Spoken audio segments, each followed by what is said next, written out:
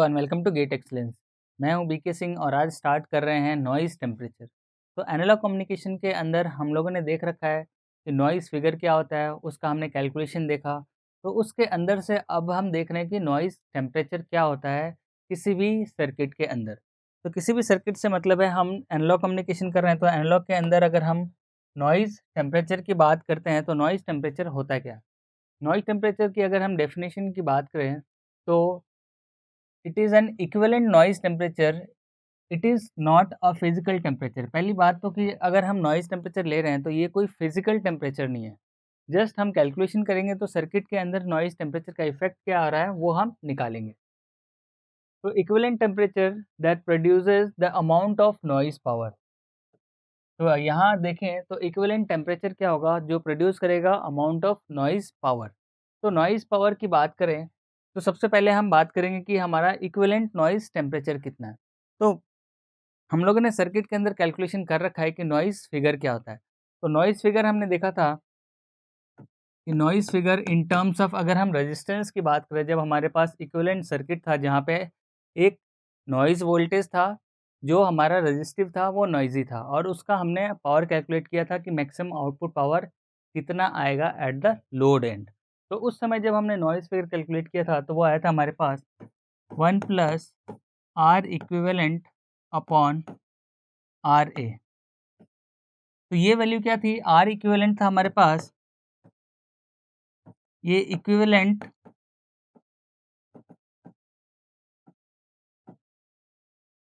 Resistance,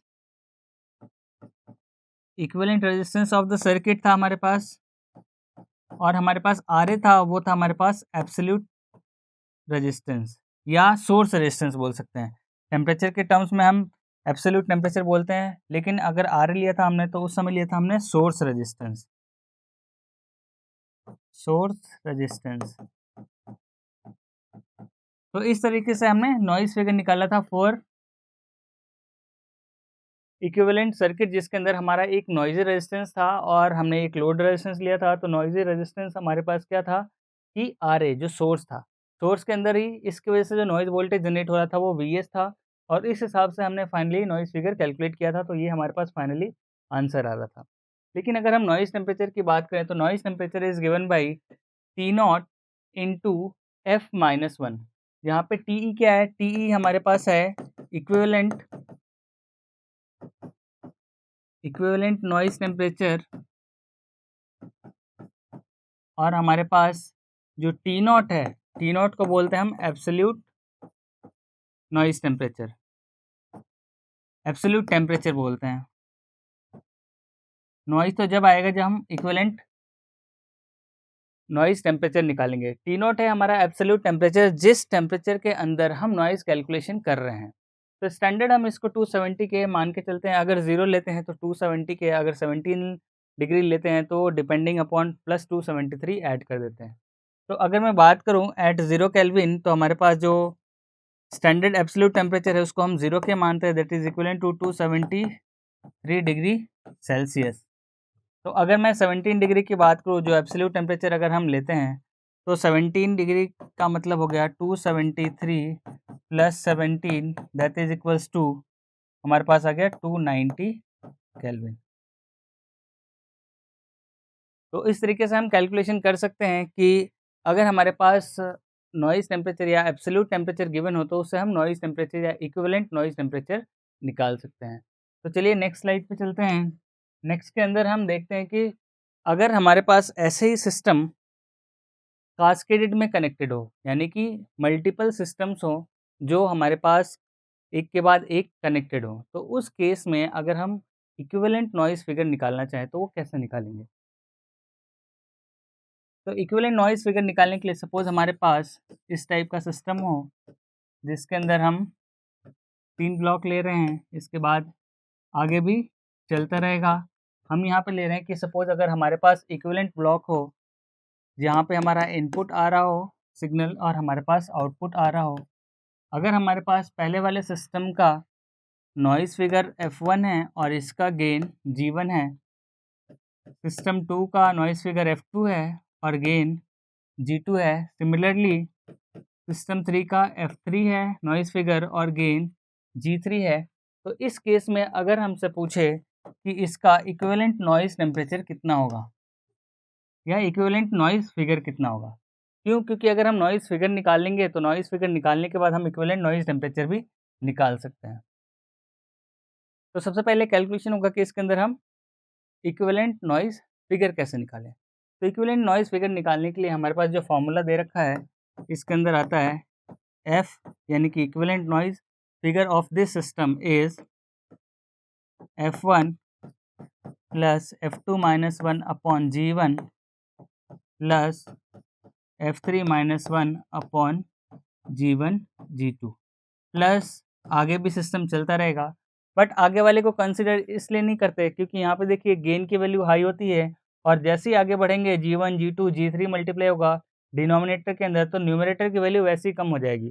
तो आगे वाले ज़्यादा इफेक्ट नहीं करते इस सर्किट के अंदर for calculation of noise figure. तो इस तरीके से हम नॉइज़ फिगर का कैलकुलेशन कर सकते हैं। और अगर हमें इसी सर्किट के अंदर इक्विवेलेंट नॉइज़ टेम्परेचर निकालना हो तो हम क्या करेंगे, डायरेक्टली फॉर्मूला लगा देंगे T equivalent equals to T not into F minus 1। ये हमारे पास इक्विवेलेंट नॉइज़ टेम्परेचर का फॉर्मूला है, जहाँ पे F की वैल्यू हम यहाँ से रख सकते हैं, that is F1 plus F2 minus 1 upon G1 plus F3 minus 1 upon G1 G2 plus so on depending upon कितने ब्लॉक इस सिस्टम में लगे हुए हैं। तो जनरली हम 2 या 3 ब्लॉक्स के लिए कैलकुलेशन करते हैं, बट अगर हमारे पास इससे भी ज़्यादा ब्लॉक्स लगे हुए हों तो सबका हमें नॉइज़ फिगर पता हो तो हम डायरेक्टली कैलकुलेशन कर सकते हैं इस फॉर्मूले में सब्स्टिट्यूट करके। तो चलिए इसी पे बेस्ड एक क्वेश्चन लेते हैं।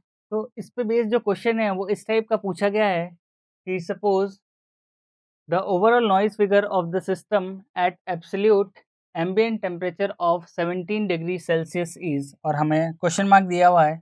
तो इसके अंदर हमें एक ब्लॉक डायग्राम दिया हुआ है जिसके अंदर कुछ गेन दे रखे हैं, नॉइज़ टेम्परेचर दे रखा है, G2 और F दे रखा है और G2 as well as F दे रखा है। यानी इस सिस्टम का गेन दे रखा है और उस सिस्टम के गेन के हिसाब से हमें कैलकुलेट क्या करना है, overall noise figure of the system, और टेम्परेचर दे रखा है हमें 17 डिग्री सेल्सियस पे है। तो क्या होगा, तो ये कैलकुलेशन हमें इस ब्लॉक डायग्राम से करना है।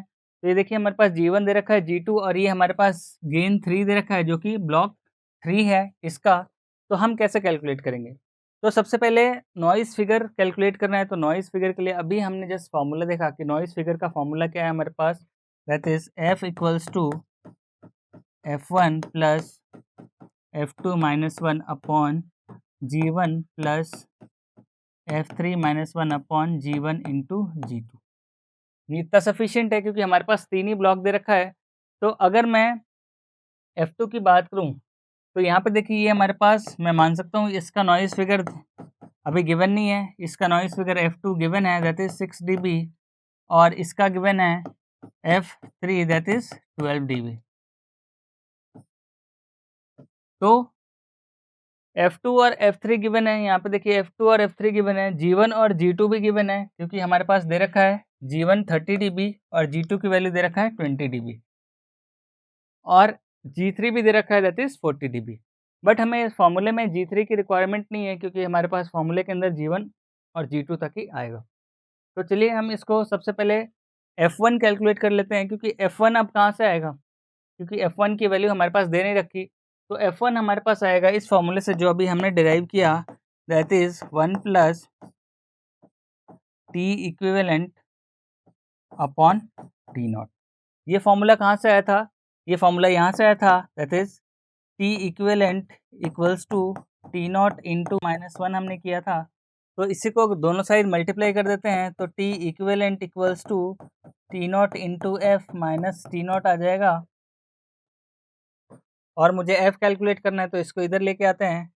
तो T not into F equals to T equivalent plus T not, या हम इसको टी नॉट से डिवाइड कर दें दोनों साइड तो आ जाएगा T equivalent upon T not plus 1, या इसको हम ऐसे लिख सकते हैं 1 plus T equivalent upon T not. ये फॉर्मूला आया, इस फॉर्मूले को ही हमें यूज़ करना है क्या निकालने के लिए, F1 निकालने के लिए। तो हम निकाल सकते हैं F1, इसके अंदर T इक्विवेलेंट और T नॉट पता होना चाहिए। तो T नॉट हमें दे रखा है दैट इज़ एब्सोल्यूट टेम्परेचर, और T नॉट हमें दे रखा है नॉइज़ टेम्परेचर एट 5 केल्विन। तो डायरेक्टली केल्विन में दे रखा है तो इसमें कोई कन्वर्जन नहीं होगा, यहाँ पे डिग्री में दे रखा है तो इसको कन्वर्ट करना पड़ेगा। तो चलिए देख लेते हैं F1 का calculation. F1 equals to 1 plus T equivalent दे रखा है हमारे पास 5 केल्विन अपॉन T नॉट।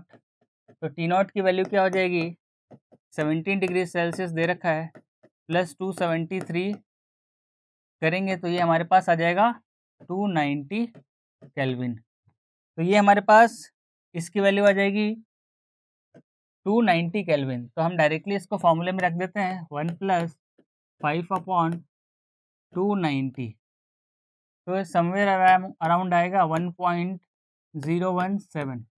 तो F1 की वैल्यू आ रही है हमारे पास 1.017 के आसपास।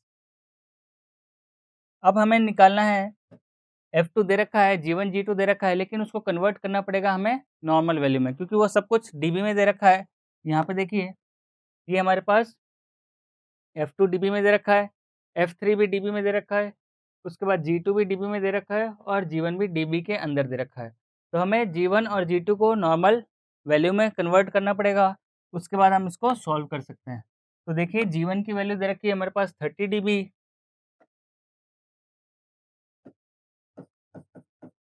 30 डीबी दे रखा है, और G2 की वैल्यू दे रखा है हमारे पास 20 डीबी। तो इसको हम नॉर्मल वैल्यू में सब्स्टिट्यूट करेंगे। तो नॉर्मल वैल्यू में सब्स्टिट्यूट करने के लिए हमारे पास जो फॉर्मूला होता है इसको हम ऐसे लिख सकते हैं, 10 log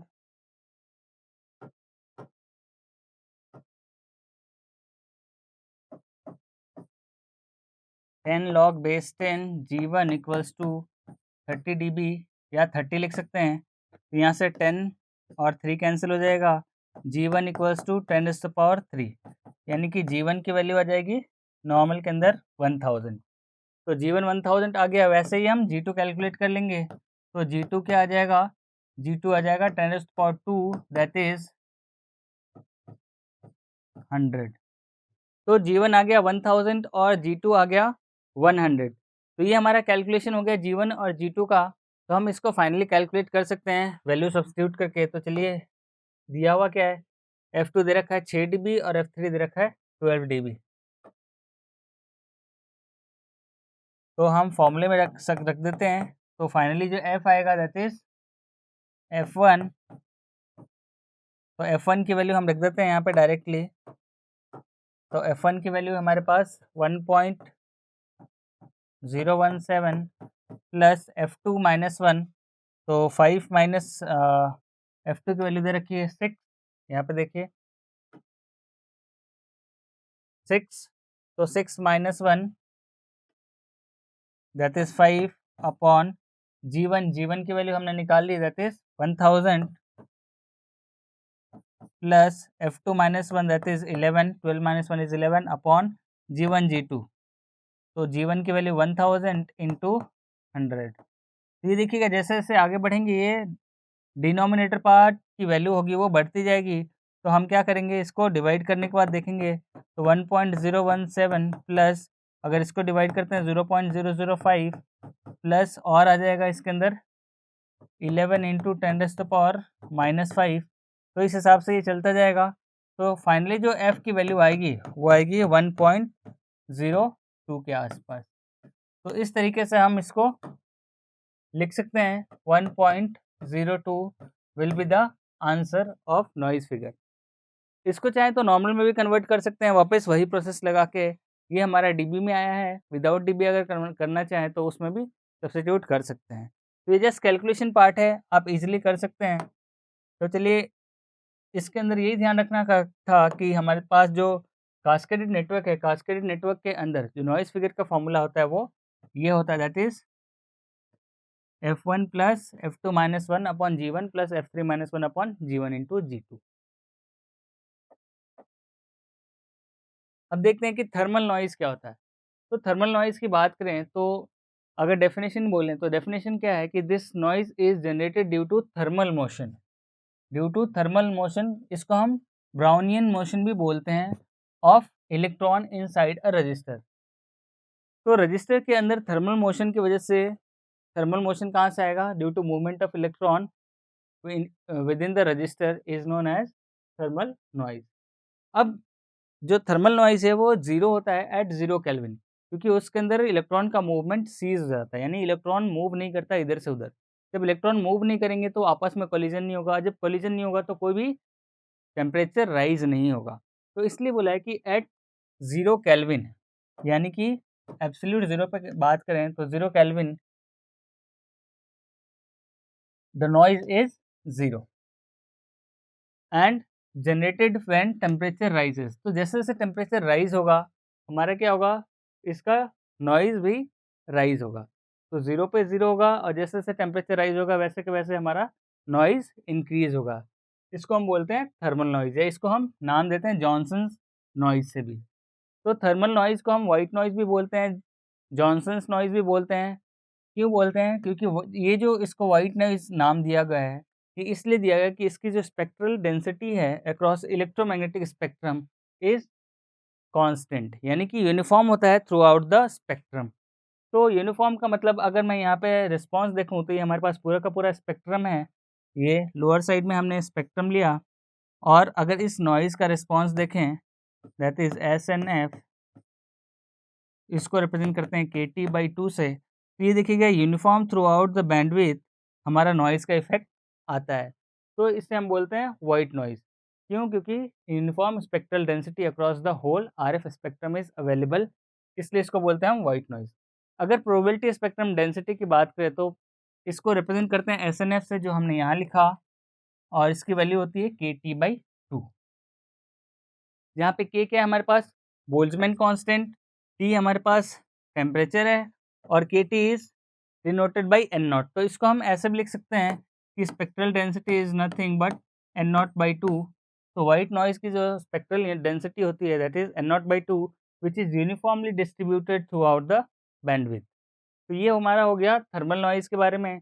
अगर हम यहाँ पे बात करें कि ज़ीरो पे क्या होता है, कोई भी नॉइज़, यानी 0 केल्विन पे कोई भी नॉइज़ जनरेट नहीं होती है, तो नॉइज़ भी ज़ीरो होती है। जैसे-जैसे हमें भी पता है कि जैसे-जैसे हम टेम्परेचर राइज़ करेंगे, इलेक्ट्रॉन का मोशन वैसे-वैसे इंक्रीज़ होगा और जितना इंक्रीज़ होगा, उस हिसाब से कोलिजन बढ़ेगा और उस हिसाब से जितना कोलिजन होगा, हमारे पास क्या होगा कि नॉइज़ पावर उतनी बढ़ेगी। तो हम लोगों ने देखा था स्टार्टिंग में कि नॉइज़ जो पावर होती है, वो डायरेक्टली प्रोपोर्शनल टू टेम्परेचर होती है। टेम्परेचर के अलावा कितने बैंडविड्थ पे हम ले रहे हैं, वो बैंडविड्थ पे भी डिपेंडेंट होती है। तो noise power is also proportional to bandwidth, ये हमने स्टार्टिंग में ही देख लिया था। और इन दोनों को कंबाइन करें तो it is proportional to temperature as well as bandwidth. और इसको हम नॉइज़ पावर को ऐसे भी लिख सकते हैं, that is KTB, where K is a Boltzmann constant. K क्या है? कांस्टेंट ऑफ प्रोपोर्शनैलिटी को हटाया है और इसको हम रिप्लेस करते हैं विथ अ कांस्टेंट K, वो है हमारे पास बोल्ट्जमैन कांस्टेंट। तो इस हिसाब से हमने नॉइज़ पावर को रिलेट किया और ये स्टैंडर्ड फॉर्मूला है जिसके थ्रू हम डिराइव कर रहे हैं। अब इसी के अंदर अगर हम नॉइज़ पावर की बात करें, और तो noise power in terms of noise voltage, तो in terms of noise voltage की बात करें तो Vn हमने डिराइव किया हुआ है कि Vn की वैल्यू होती है हमारे पास, दैट इज़ √4 KTBR, जहाँ पे K क्या है हमारे पास? बोल्ट्जमैन कांस्टेंट,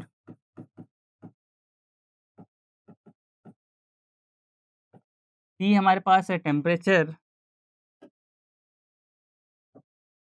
और B हमारे पास है बैंडविड्थ और R हमारे पास रेजिस्टेंस ऑफ द सर्किट, या इसको हम बोल सकते हैं equivalent resistance of the circuit, जिसके अंदर हम नॉइज़ वोल्टेज कैलकुलेट करना चाहते हैं।